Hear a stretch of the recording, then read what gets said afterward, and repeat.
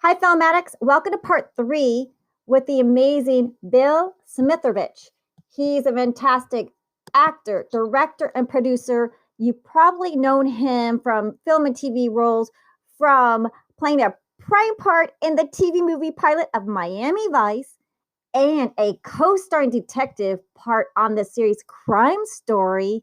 Oh, to all the way to play being co-starred on a Nero Wolf mystery with Timothy Hutton and Maury Chalkin. Oh my gosh. And a reoccurring chief prosecutor role on The Practice and lieutenant in the Fox hit series Millennium. Welcome back to the show, Bill. Hi. We're having so much fun. He's my first three-parter, but we love actors, and he's just got an incredibly fabulous career. So we talked about our favorite films. Then we talked all kind of plays that Bill was in, from the amazing Requiem for a Heavyweight, from American Clock to his can you say the thing, the Geffen, because I said the wrong last time, the character you played at the Geffen Playhouse? Oh, that was Donnie in the American Buffalo. Yes. Danny Mamet's play. Yeah, so we want to say, so how did you break into TV and film? Well, the TV came with Michael Mann and Miami Vice, the pilot. I was doing a lot of theater at the time in the 80s in New York and regional theaters. So I was doing Requiem for Heavyweight actually at the Long Wharf Theater in New Haven. And no, that wasn't it. I beg your pardon. Well,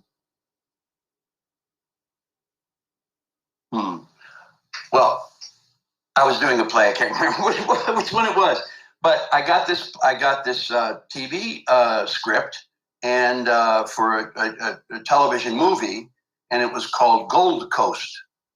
And so I read it, and you know, at that time, you know, in the 80s, I guess this is like 40 years ago now, you know, if you went off and did TV, you really weren't a movie or a theater actor. You know, TV was kind of in commercials. You know, people didn't want you to do that. So agents and stuff try to be more exclusive. But so I read this, and it was just so good.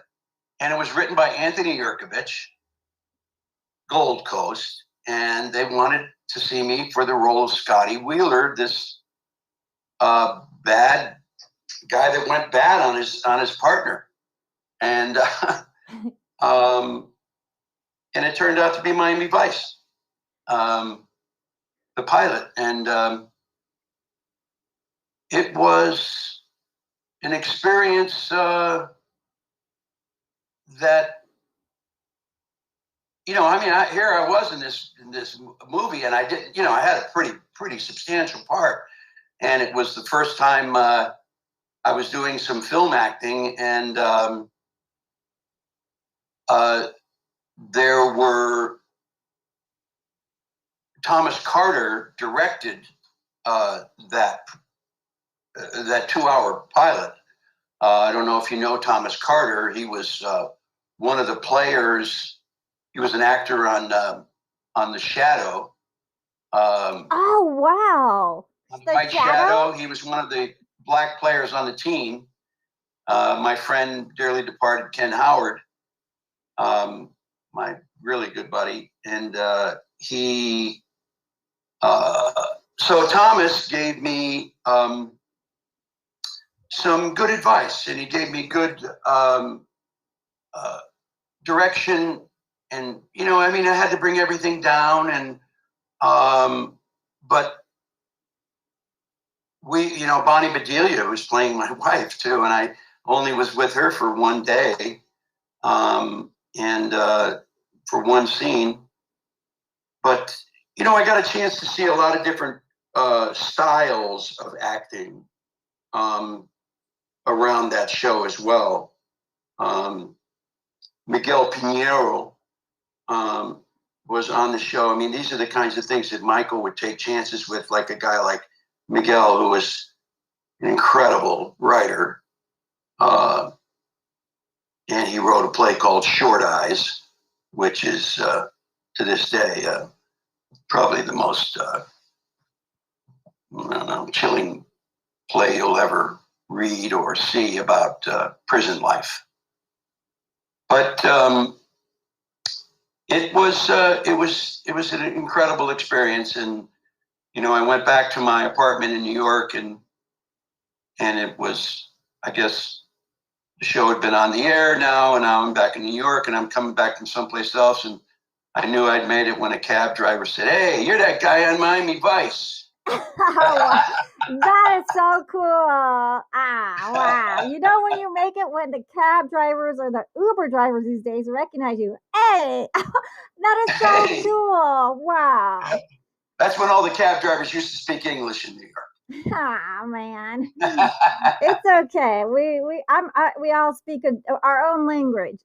We do emojis now. Absolutely. We just do emojis like the Egyptians, those hieroglyphics. So we just do emoji. But anyway, that was just a lot of young fun, boy. Miami during those days and years. What was it like Sandra Santiago is still a friend. Oh, wow. What was it like working with Socket? What was her name? Socket, Crockett. She was, I don't know what Sandra's name was. I've forgotten the name. But Sonny Crockett, Don Johnson, was very nice. He had his plate full there. And he took big time advantage of every opportunity he had with that show, and made himself a huge star. I love the fashion. I love the fashion, and I went to University of Florida, so you're like, oh, the fashion, the pastels, the clothes, and the hair, and just the two guys on the show. It was rocking that show. Actually, missed that show. Oh man, that's what when you get with Michael Mann, you get all these great co-stars too. I mean, everybody wants to come on and work on the show.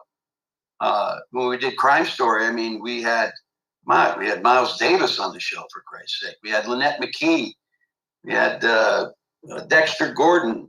Talk about great musicians, and Pam Grier, and God, how fun! Oh wow, that must have just been so fun. It's great working with Michael.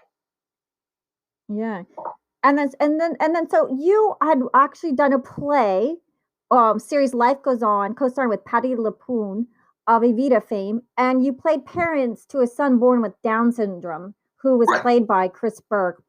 And then you are involved in raising public consciousness and sensitivity of Down syndrome. You do so many beautiful things. Well, it was really, that was pretty, it was divine. I mean, I started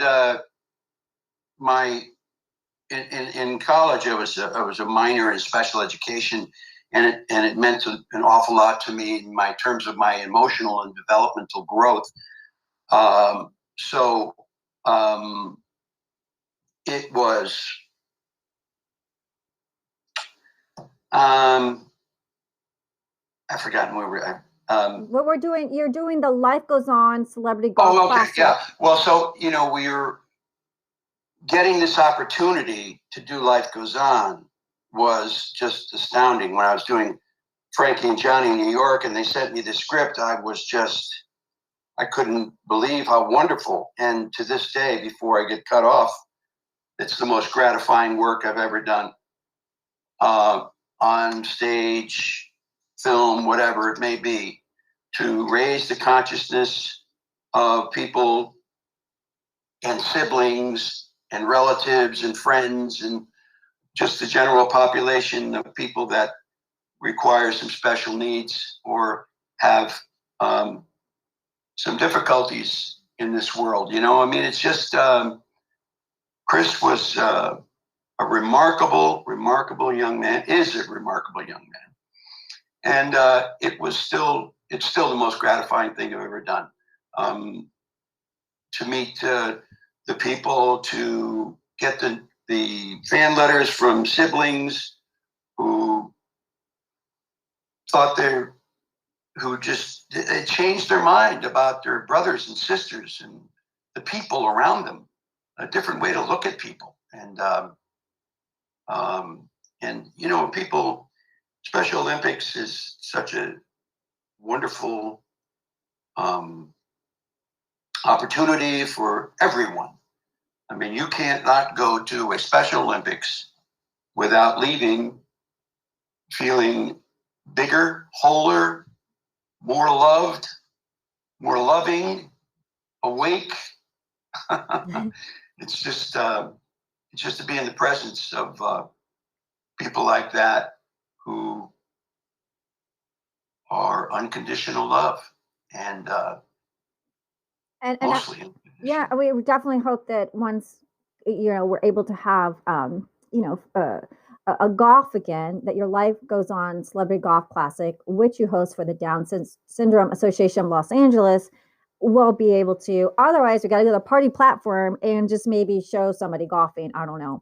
But but I do want to just mention some things and tell me some of your favorites, because people are going to be saying, well, did you ask about his movies? Did you ask about his movies? And I was like, okay, so I just want to hit some of these and just we're going to talk some stories on these. So you have done guest appearances on Nash Bridges, NYPD Blue, 24, Law and Order, Criminal Minds, Brothers and Sisters, Desperate Housewives, Boston Legal, Castle, Californication, Two and a Half Men, Grey's Anatomy, and let's get to the movies.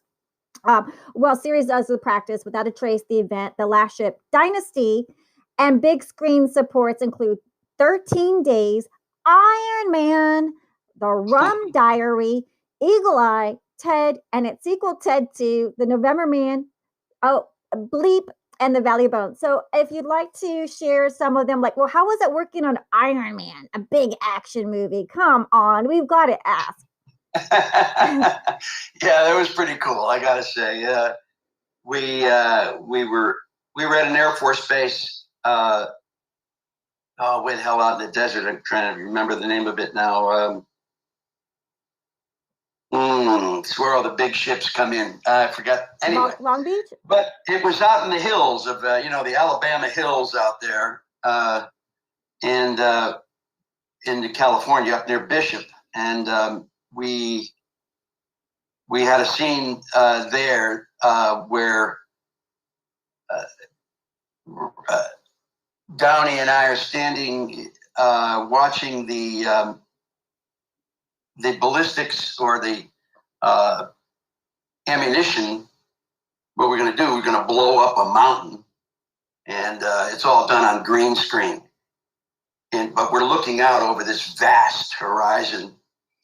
And what we're looking at is this vast horizon of, that picture of the 24 Mule Team Borax where they're going through this big valley. It's been in every John Ford movie.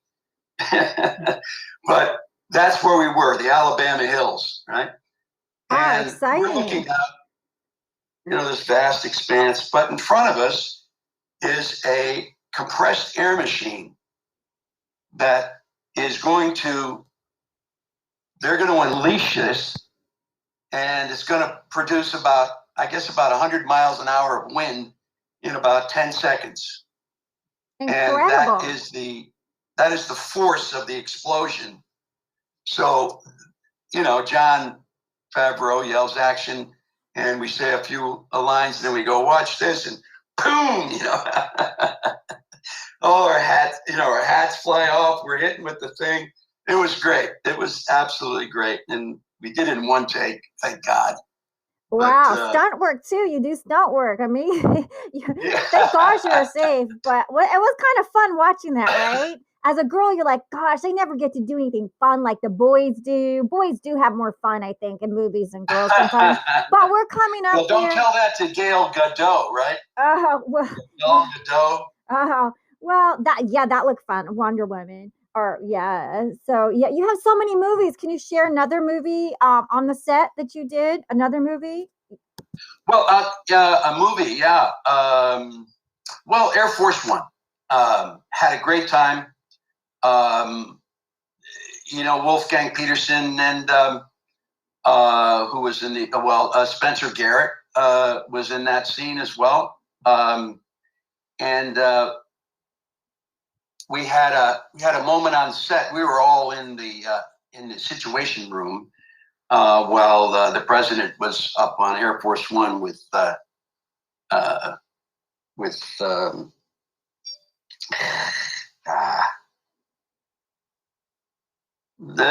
bad guy. I forgot his name. The bad guy. He played Mankiewicz. Here, I'll look it up. Air Force One. Air Force. Yeah. I'll look that up while you talk Air Force One. Anyway, so Wolfgang says, Gary Oldman. We need Gary Oldman. Yeah, Gary Oldman, right? So Gary Oldman, and so Wolfgang said, "We don't get back to the scene." He says, "Bill, or we need a line here, some ad lib line to get us, kind of it's a bridge to another scene." So it had to do with the plane, and so I thought a minute, and I just said, I have a line, and he said, "What is it?" He says, "Well," I said, "We'll get the president's baseball glove back, and we'll play catch with this guy's balls." Wow, that's a good. Wow, you're a writer. You said you weren't a writer. You are a writer. You're a dialogue writer. That's awesome. That's awesome. Yeah, that was on the spot. That was an improv kind of thing. Oh, excellent. What a good president. Yeah. Yeah. You must be so fun to work with. Amazing. Yeah. And what about what about Ted? Can you share us how fun was it working with, oh my gosh, a Family Guy creator and voice? Seth he's genius. He is really incredibly smart and talented, and he can sing like nobody's business. I mean, I'll just say, this is the biggest Hollywood party. That along with ID4, Independence Day, was an incredible rap party. But the rap party for Ted was at Seth's house. And Seth lives up on top of the Hollywood Hills. And for his party, the rap party, we had a 40-piece orchestra, all kinds of food. He sang. There's a stage set up, just a glorious night. And it was absolutely marvelous. And when we were doing the Ted scenes, he would be in another room, and he would be the voice of Ted, and I would be responding to, to his telling me how much he enjoyed my wife. Oh. Well, you know what? I actually in different ways. Yeah, you know what? I was actually working as a waitress at Cafe d'Artis in Hollywood, and he came in, and I don't know who people are when I'm working. I just, I don't recognize people, but all the waiters like, oh my gosh, she gets Seth MacFarlane. I go, who's Seth MacFarlane? Who is he? Who is it? And I was like, who gets who? Of course, he was sitting at my table. And I go, oh, why did you tell me that? Because now I want to ask him if he could do the voice for the dog. So I asked him, oh, please, can you do the voice of the dog? And he told, what's the dog's name in Family Guy? Brian, right? I think the dog. Yeah. Hi there. I think it's Brian. Everyone's gonna probably like, creamy for not knowing it. But he did do the voice of Brian, and everyone goes, "Why you ask for Stewie?" I go, "Because I wanted the dog."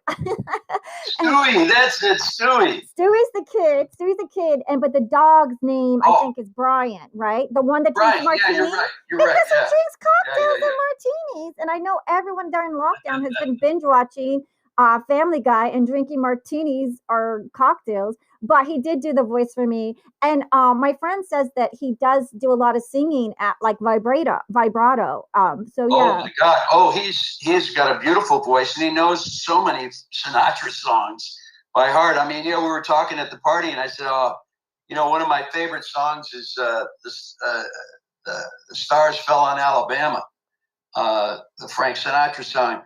And he starts singing it. Oh, that's incredible. Knew every word. I love it. And I tried to sing it with him. I couldn't sing it. Well, you didn't put singing on your list, but I'm sure you can sing a little bit. But okay, Mm. so also one is the Rum Diary. You got to work with the amazing, incredible pirate Johnny Depp. Was that a Yeah. fun movie? Oh yeah, we had a good time. It was Puerto Rico.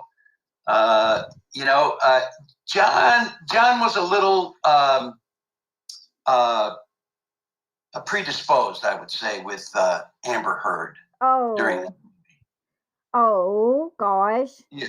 He was a little distracted, I would say.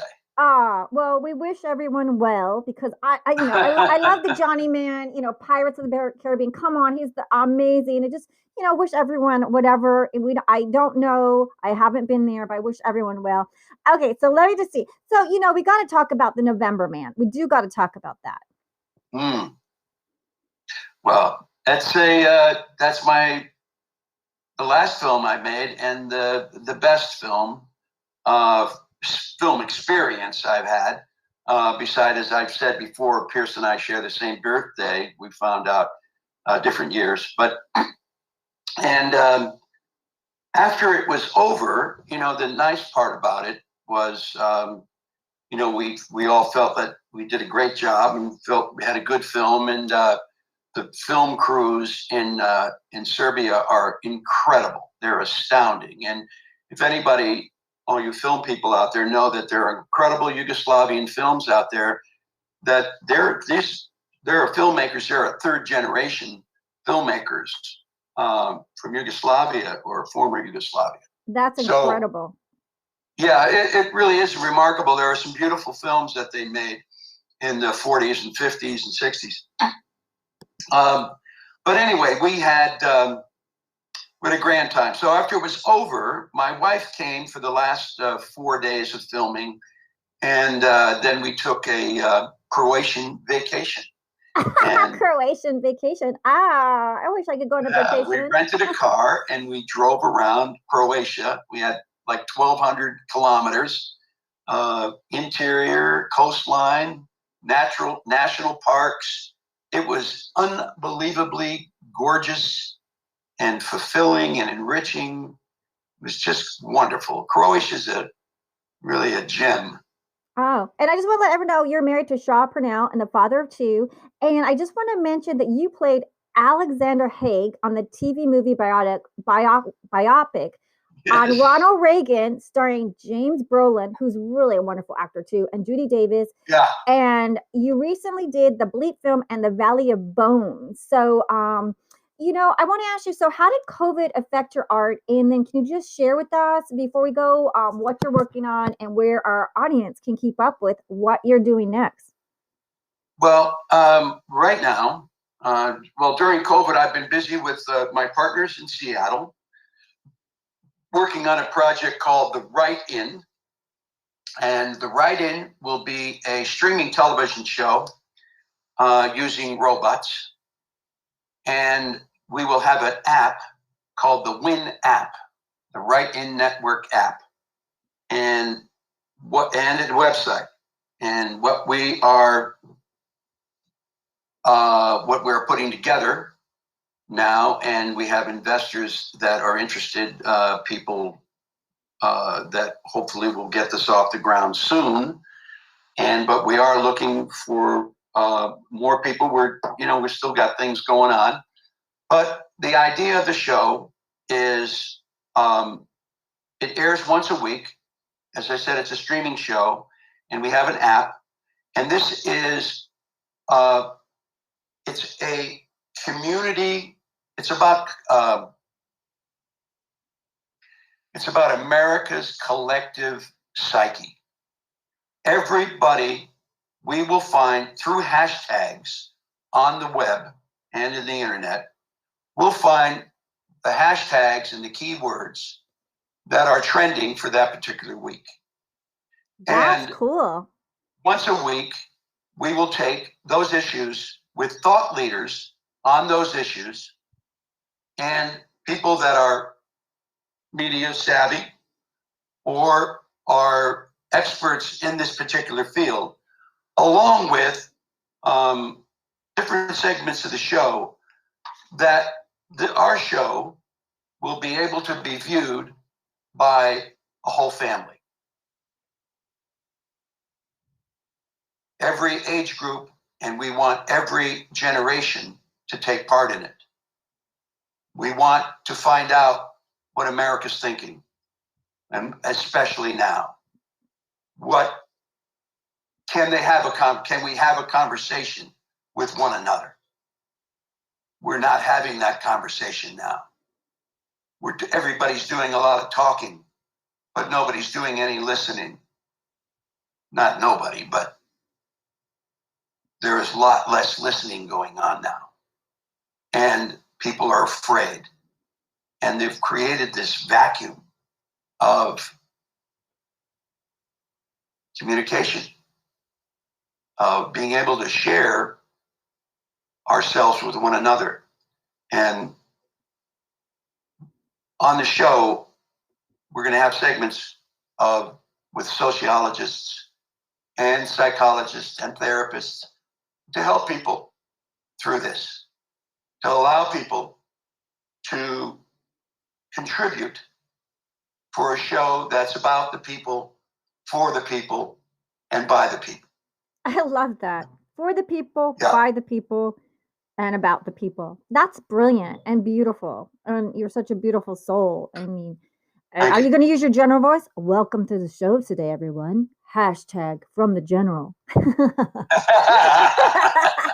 I'm just kidding. I'm just playing. I like your voice. Yeah. Well, you know, I do the voice. I'm Lady Twizzleton on the podcast Enchanting Book Readings that hit #1 all around the world, that people, right. Yeah, that kids are listening to, and parents. And, you know, like you said, I didn't know that kids were that depressed. And adults are depressed, and some people were committing suicide, and kids were. So I mean, that's right. why that you guys see me doing my Enchanting Book Readings, because, and like your can you say it again? Your WIN app, WIN app. Yeah, so do they the Right In Network, WIN. The Right WIN In Network, WIN. The Right In Network. You're gonna WRITEIN Network. Yeah, and you'll give me the link, and we'll put in the summary below so our fans listening can like just look at the link in the summary of the description so they can find it. So you'll give me all that, and I'll put it in there for them. Absolutely, yeah. Absolutely. The great thing about this is that we've got the tech people in Seattle that have come up with this wonderful formula of corralling all these hashtags and categorizing them in such a way that we can use them to our benefit. Listen, the internet is there for us to use to better our lives, not to ruin our lives or to separate our lives or to create divisions and chasms between our humanity. The internet can give us, can lift us up, I think. And this is hopefully an opportunity to do that. I believe that too, because my dog was spotted with a stranger taken away from the park in West Hollywood on Saturday, and people are like stealing dogs. It's kind of going crazy. But the social media, Twitter, YouTube, Nextdoor, a Citizens app, got her returned to me. So there is the beautiful side of people coming together. I really believe that people are beautiful. We're taught to dislike each other, but I believe that we really are our best friends if we allow each other to that. So I believe that. So where can people keep up with you and find out what you're doing? Any social media or Facebook? You're absolutely right, Marilyn. We need to find some common ground, common ground. We have more things we are alike than we are not alike. Now let's cut it out. So where people can find me, well, go to Twitter at Bill Smitrovich or whatever. That's Smitrovich, 1 T, 1 H. And I'm on Facebook and Instagram. Unfortunately, if somebody could tell me, I've got 2 Instagram accounts. I got one Smitty in LA and Smitty Smitro. And I'd like to go, can I all get them one or the other? I don't want to lose my my followers. Someone's got to help him. So if we have an intern, we'll love to help him. So we wanted to thank Bill Smitrovich for coming on the show today. Thank you so much, Filmatics, for listening to all 3 parts, because you're going to enjoy all 3 parts. You're so sweet. And cheers to everyone. And thank you again. We're about to get off the air in 2,